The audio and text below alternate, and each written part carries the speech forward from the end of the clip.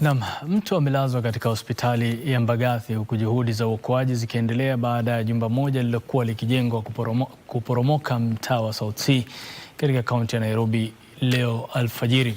Akizungumza baada ya kuzuru eneo la tukio katika barabara ya Muhoho, waziri wa mipango maalum Geoffrey Ruku alisema yamkini watu 4 miongoni mwao walinzi na waliokuwa wakitembea karibu na jengo hilo wanaaminika kukwama katika kifusi, huku serikali ikianzisha uchunguzi kubaini kilichosababisha tukio hilo ambalo pia limeibua maswali nyeti kuhusiana na uzingatiaji na utekelezaji wa viwango vya ujenzi humu nchini. Joseph Wahungu na taarifa kamili.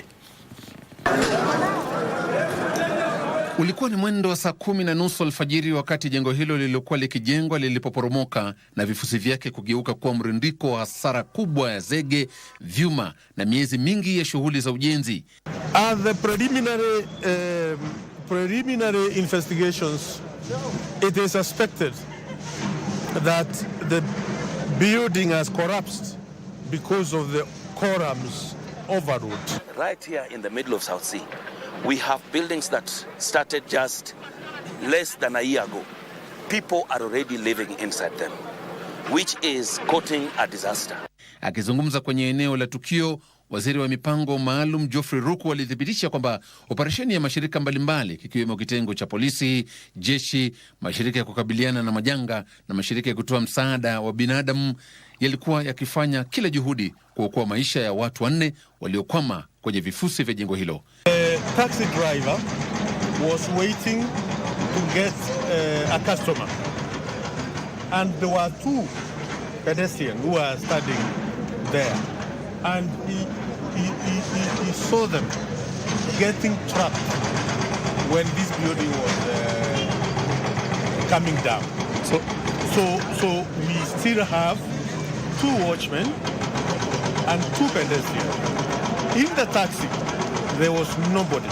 Familia za waathiriwa zilisalia kwenye eneo la tukio mchana kutwa zikisubiri kwa hamu, huku mashine nzito zikizoa vifusi, huku waziri Ruku akitetea shughuli hiyo iliyolalamikiwa kutekelezwa polepole. Kuja saa 10 hii watu walikuwa wakituongelesha, lakini saa hii muda kidogo tuliyopita ni kama wamenyamaza. Sasa kutoka saa 10 mpaka saa hizi hatujaridhika na ile usaidizi ambaye tumepata kutoka serikali. Serikali imesema ijapokuwa swala linalopewa kipaumbele ni uokoaji wa maisha, uchunguzi kuhusiana na kile kilichosababisha ajali hiyo tayari unaendelea. Kwa mujibu wa hati rasmi, jengo hilo lilikuwa limeidhinishwa kujengwa ghorofa 12 pekee, lakini wakati lilipokuwa likiporomoka, ujenzi ulikuwa umefika ghorofa 14. Jambo la kusikitisha ni kwamba serikali ya kaunti ya Nairobi ilikuwa imetoa agizo la kusitishwa kwa ujenzi wa jengo hilo miezi kadhaa awali.